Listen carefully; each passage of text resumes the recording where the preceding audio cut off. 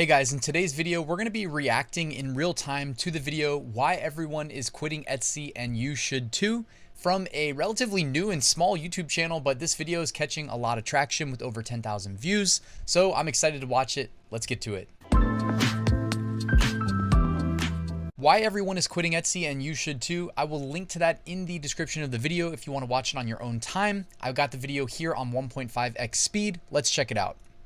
Why do people quit Etsy? And you should too. Many artists think that Etsy is perfect for them to start their creative new brand and start selling through Etsy. It looks like a perfect idea. So it is easy to make your shop. No expenses unless you get orders. You don't need to figure out how it works because Etsy has everything already done for you. Website, checkout, payment, clients, testimonials, ads, keywords, etc. But there is a main thing would be customers, right? dark side of Etsy that no one sees and no one talks about. More and more creative people refuse to go to Etsy. And yes, it is a choice that you need to make. It belongs to you. It is your choice. But you need to decide at the end, do you want to create and sell and have your machine working for you? Or do you want to work for Etsy to offer them more products to sell on their platform? So I like that perspective, by the way, that we work for Etsy. I don't really think of it that way, but I think it's pretty accurate assessment, honestly. Like, I don't, just because it doesn't register that way in my brain doesn't make it not true. I think it is almost like we work for Etsy, or we work for Amazon, or we work for eBay, etc. when we sell on their platforms. let me give you some examples of why people want to quit Etsy today, and they do it for different reasons, but I would like to go more into details and show you some examples. So let's dive in. So first of all, the reason number one is that you need to create more products. Sonia Mancher made a video a few weeks ago saying that she's quitting Etsy. One of the first things that she's highlighting is that it takes a lot of energy from her and requires her to come up with new products more and more. Because the more products she publishes, the more she gains in visibility. But it is also what is killing her because it is not what she wants to do. Just listen to her. All the time, even if I didn't have the energy. And after deciding that I didn't want to actively continue this anymore, I noticed that even if January was the best month that I had, I think it had a lot to do with still having some kind of traction in Etsy. Like, Etsy somehow noticed that I had a lot of products, that there was a lot of new listings in January. But then once I gradually stopped doing so, or like stopped uploading any listings, I noticed that there was less people coming into my shop. So having an Etsy shop on its own without doing anything for it, I don't know if that's possible really. So Etsy. How meta is that? We were reacting to a reaction video. Good. They only put in front shops that are active and putting new products on their shops. So it makes you work for them rather than being in control of your own business. After 2 years in business, Sonia realized that it was her working for her business rather than her business supporting her creativity and working for her. So now, for what it's worth, like, if you get, they don't necessarily have to be best-selling products, but if you get products in niches that kind of cement themselves as some of the best performers in those niches, they may not be like year-round evergreen bestsellers, but they might be seasonal, or they could just be in like more fringe niches that you're not going to retire from your day job off of having some high-performing listings there. But like, if they do perform well, high click-through rate, high conversion rate, they will sell even if your Etsy shop isn't active. You know what I'm saying? If you need to be active, it's probably you benefiting from the fact that like when listings renew, they get a little bit of a boost in SEO. And while these algorithms try to figure out like what you're actually selling, they may also increase your visibility, at least to get you in front of people to see if you get a click and get a conversion, which obviously trains the algorithm to associate you with those search terms and, you know, boost your visibility. She's not aligned anymore with what the algorithm requires from her to be successful on Etsy. The second point is you need to take care of your financials. For sure, you can just post your products on Etsy and wondering when your sales will come to you. But the reality is you need to be active and promote your products. So like any other online platform, you need to make ads and be competitive in your terms of pricing. If you don't take care of your financials, you can overspend on production and ads. And while your prices are competitive, you will be losing money.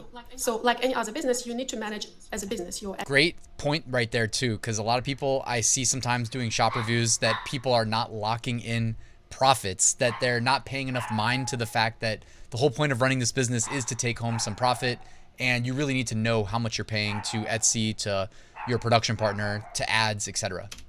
Etsy shop if you want to sell your products. Sorry so about here's the what dog in the Johnny background. Cord is saying about his financials on Etsy, and it is one of the reasons why he stopped doing Etsy. Johnny is saying that basically you need to take into consideration your production cost and then cost for listing on Etsy plus transaction fees. Considering that the competition is high, you cannot price too much your product. So the final profit in his case was less than $2 per t-shirt sold. Just listen to him. When you're running your Etsy business, you need to take care of your cash liquidity. You spend some money on ads, on adding listings, on anything else. So you have to constantly get paid in order to keep all of it running. And when Etsy suspended my account, it was like, it was like a big break in my financials. Second, Etsy cost of selling product, because on Etsy it differs a lot from selling on most of print-on-demand websites. You have to set the exact price of your product and shipping, and you have to take care of your product production price. So there is a lot of going on, and only when you start selling you see how many different amounts Etsy is taking through your own pocket. So I made an example for you. I used website Etsy Hand. This is not sponsored ad or anything. It was just like the first calculator that showed up in Google. So for example, if you are selling t-shirt and charging $15 for it, and then you have like $6 for shipping, and let's say your production cost of the t-shirt is $10, so Printful, which will be your supplier, Printify, is gonna take $10 for producing your t-shirt, and the actual shipping cost is also the one we said, which is $6. So after doing simple math, you have $21 of revenue and $16 of total cost, which equals to, in theory, $5 of profit. In this case, these are the Etsy fees you'd have to pay. So there is a listing fee, which is at 20 cents. There's a transaction fee, which is almost $1.50. There is a payment processing fee, offsite ads fee. We are not using ads here, so let's not put it there. And totally Etsy fees are $2.50. If you do generate a sale from offsite ads, it's like 15%. Yeah, guys, Etsy is really good at hiding how much money they take from us. And that is just something that you need to, like for me, I just have a little spreadsheet and I can use my spreadsheet. It'll auto calculate basically what my fees are and my profit margins. I do that for all my businesses. Almost. And beside that, you have to take into your consideration that there are a lot of sellers willing to offer much lower prices for their products. So I mean, they will be making like, for example, 30 or 40 cents per t-shirt, and like that's why the competition is so hard to beat. So yes, if you make money on Etsy as an artist and designer, you need to be clear in terms of expectations. And yes, if many of you think that having 20k or 30k a year is fair enough for your business, be mindful that you can really have good business of your own on your website, and if you have a marketing strategy, so you can do 10 times more than what you usually make on Etsy. So let's take another example of Winterwood Studio. She shows in her video why she left Etsy. So she made 70k during 7 years, and she decided to quit the platform regardless of the revenue she was making from the platform. During 7 years, she made around 70k. So basically she was making 10k-ish a year. So she says that she put all her eggs into Etsy, and it was a big mistake. In the year 2020, when Etsy became more competitive and costly, she saw her revenue go down because of the fees going up. More fees on the top of the main transaction fee, such as offsite ads fee. It's mandatory. If you make more than 10k a year, you cannot opt out from it. Then you need to offer free shipping. Otherwise, it's another transactional fee on shipping, or they don't reference you in search. So you can... Yeah, because people would try to bump up their shipping fees before there were transaction fees. I mean, I don't even actually know a time where there wasn't, but like, you know, Amazon, Etsy, eBay, they all will charge a transaction fee on shipping so that you can't play any games with them. If they're going to let us, you know, sell to their customer base, they're going to take their fees. It is what it is. And fee increases have been a trend recently as well, you know, across all marketplaces. I feel like it's because they're publicly traded, and, you know, it boosts their bottom line, which boosts their stock valuation, which is disproportionately affected by such a small, like, minute increase in a, you know, adding a fee. But, you know, again, they could add billions of dollars to their stock valuation, because we live in like a financialized world. And again, this is why the wealth disparity is so bad. I could go on that rant, but I'm not going to. You can watch this video. She gives a lot of details on Etsy fees. I put the link to the video in the description box below. But let me give you an example of what she says. The actual numbers are, if you make, for instance, earrings, it takes you maybe 4 hours to make. The cost of material is around $15. You sell them for $50 because, you know, marketplace is competitive, so you need to sell for attractive prices. So let's say your price is $50. So now let's look at the cost structure. So you have self-employment tax, $7. Then Etsy fees on $50 of selling price, it would be around $5. Then shipping fees around $3, plus packaging around $2 or $3. Then you need shipping insurance, $1.50. Then you have the offsite ads. Again, for 10k store, you cannot opt out. So it's 20% of $50. So it's around $6. $50 the price, because you need to stay competitive, minus 15 for materials, 7 for taxes, 5 for fees, 3 for shipping, 2 for packaging, minus 1.5 for shipping insurance. You're already at $16.50 of profits for your 4-hour work. Then you add offsite ads. It's not something you control, because Etsy imposes you to pay them later. If someone saw, for instance, their ad on the internet and then they bought your product, so they will count it in your expenses, and it's around $6, 20% from 50, right? So you have only $10.50 left. It's your profit. Now, divided by 4 hours of work, it's $2-ish per hour for your work. So the conclusion here, do your math before you decide to go to Etsy. And what does that do? I mean, everything she just said, completely spot on. This is a result of Etsy basically incentivizing people to use a drop shipping model. You know what I mean? To outsource fulfillment to factories, you know what I mean? To like Chinese factories or wherever the factories are located, and move away from the handmade model. Etsy is doing this themselves because I think they will increase their bottom line revenue more as a result of that. And I think, you know, of course they're trying to save face publicly, but anybody who follows like anything publicity wise related to Etsy knows that, like, I don't know, I can't speak for everybody actually, but like it seems like their CEO Josh Silverman is a doofus in my opinion. And I don't know, it just seems like they don't care about the handmade sellers, the OG like real Etsy sellers that were responsible for helping them establish their image as, you know, the online destination for small businesses. They couldn't be further from that today, in my opinion. The point that I wanted to As a result of decisions that they made. Whoops, I didn't mean to turn on the CC. highlight is lack of control. Etsy is not a universal solution for sales. Many sellers are not satisfied with Etsy because the visibility for their work is low, the effort to promote your store is high, and the fees and hidden costs are rising. I just thought of this, sorry to interrupt again, but it's like if you just removed the title Etsy, or forget what you knew about Etsy, pretend it's new to you, and you just swap the title Etsy for eBay, all of a sudden it's like, oh, it's just eBay. You know what I mean? It only matters, like this stuff that she's saying, which are all great points, are relevant because we're like, oh, it's Etsy. It's the small business, you know, handmade seller destination. It's like, well, no, I don't think they've been that for a few years now. You know, probably really since like 2018, if I had to put a date on it.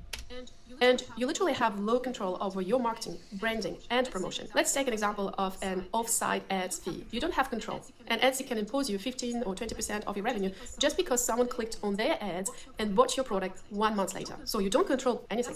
Also, you need to stay competitive on prices, and this is what Tim Koa explains very well in his video, Why is Everyone Quitting Etsy? So he says, more sellers, more competition, which drives down prices, kills profits, and kills businesses. The truth is, selling on Etsy is harder than ever. Now, I shouldn't probably interrupt her before she finishes what she's going to say. I just wanted to point out the duality to this and everything in life. Okay, quit, like selling on Etsy is hard, we're going to quit. But what's the other side of that coin? like why were you on Etsy in the first place? Was it to make money online? Okay, so you still want to make money online. You're not going to do it on Etsy.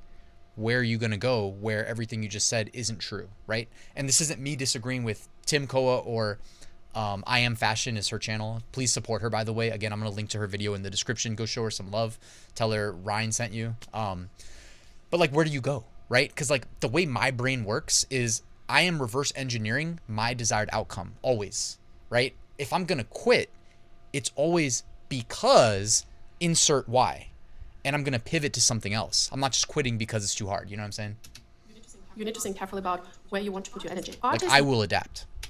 Leave Etsy for many reasons. One of the strongest is the financial part, which is kind of out of control, right?